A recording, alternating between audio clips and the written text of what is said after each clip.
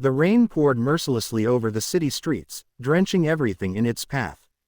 Expensive cars splashed through puddles, people hurried under umbrellas, and amidst it all, a frail old woman sat hunched over a paper bag on the curb outside a cafe.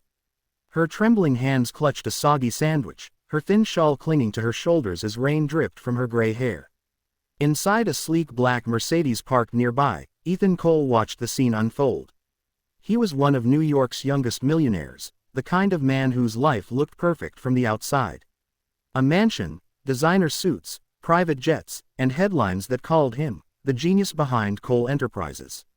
But as he watched that old woman trying to eat in the cold, something inside him stirred. He told himself to drive away. He had meetings, calls, a dinner reservation at the Ritz.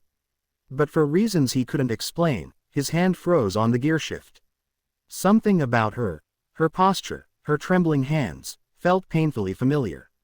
Without thinking, he opened the car door, stepped out into the rain, and walked toward her. "Ma'am," he said gently, "you shouldn't sit here, it's freezing." The old woman looked up, startled. Her eyes were faded but kind. "Oh, I'll be fine, son. I just needed a place to rest. Didn't mean to bother anyone." Ethan crouched down, ignoring the rain soaking through his $1,000 suit. "You're not bothering anyone. Come inside. I'll get you something warm." She hesitated. "I can't pay." "You don't need to." He led her inside the cafe. People stared as water dripped from their clothes.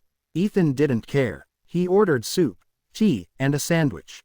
As she began to eat, he noticed how her hands shook with every movement, and how she kept murmuring a quiet, "Thank you," after every sip. Something about her voice, that soft, trembling tone, it pulled him backward in time. Suddenly, he remembered being a little boy, sitting in a dimly lit kitchen, watching his mother serve him dinner before she rushed off to her night job. He remembered the way her hands had trembled when she signed away parental rights at the orphanage after his father's death. He'd been 6. He'd hated her for leaving. But as years went by, and success came, he buried those memories deep. He told himself she was gone, maybe dead. Until now. The woman wiped her mouth and smiled faintly. "You remind me of my son," she said softly. "He'd be about your age now. Smart boy. Loved to draw cars." Ethan's heart stopped. What was his name?"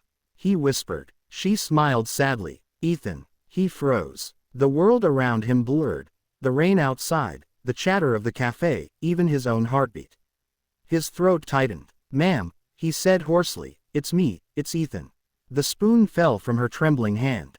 She stared at him, her lips quivering. "No, my Ethan. He's rich. Important. Not someone like you would know." Tears blurred his vision. "Mom, it's me. I thought you left me.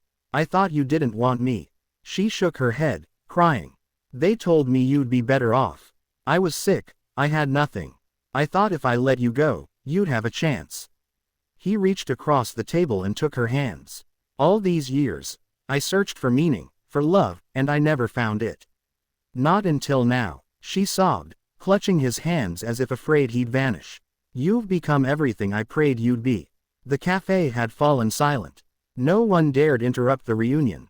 The millionaire who once measured worth in profit now sat weeping in a small cafe, holding the trembling hands of the woman who had once sacrificed everything for him.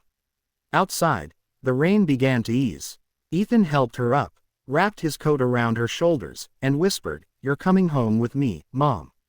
For the first time in years, she smiled. Not because of the warmth, or the food, or the luxury waiting outside, but because her son had finally come back to her. And as they stepped into the soft drizzle, Ethan realized that no mansion, no money, no success could ever equal the feeling of holding the one person who had loved him long before the world even knew his name.